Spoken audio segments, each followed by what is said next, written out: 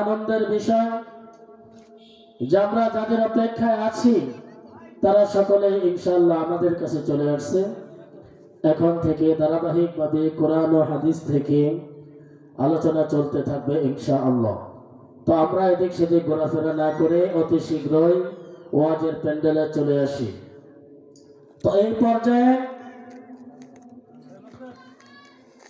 আমাদের সামনে গুরুত্বপূর্ণ আলোচনা নিয়ে আসছেন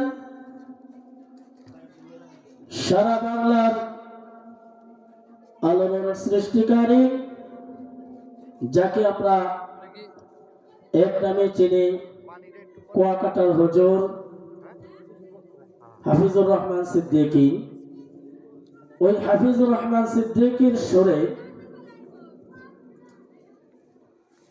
মোটামুটি তার তর্জে আমাদের সামনে এখন থেকেই আলোচনা নিয়ে আসছেন হুজুরের প্রতিচ্ছবি প্রতিধ্বনি, যিনি আমাদেরকে আলোচনার সাথে সাথে মাওলানা হাফিজুর রহমান সিদ্দিকীর কথা স্মরণ করিয়ে দিবেন ইনশাআল্লাহ।